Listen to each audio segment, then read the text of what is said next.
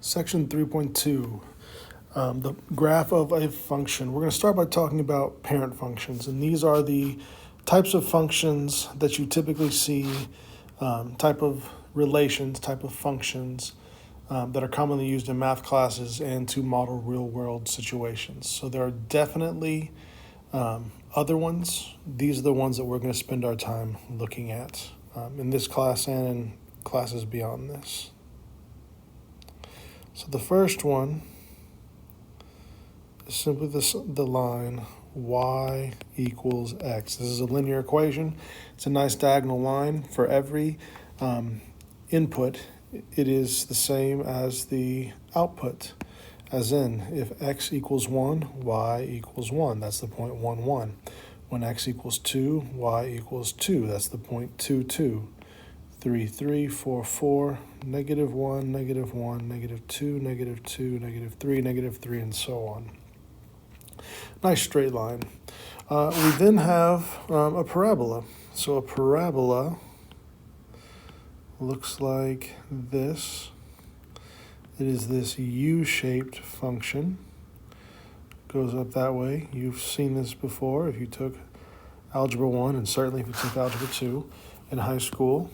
We have y equals x squared.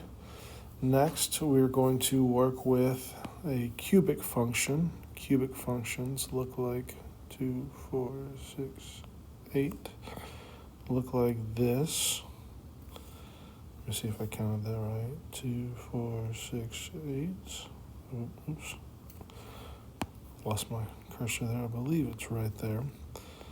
But it's this kind of elongated S shape. And that is the function y equals x cubed. And then we have a variety of other functions. So we have things like, the square root function. Y equals the square root of x. The square root function, the square root of 0 is, let's bring that back. The square root of 0 is 0. The square root of 1 is 1. The square root of 4 is 2. And what you have is a function that looks like this. Now, we talked about in a previous video and domain, we can't take the square root of negative numbers, and so there is actually nothing on this graph to the left where the x values are negative. We don't have anything. There's all kinds of functions. Let's add another one. Let's add another one here.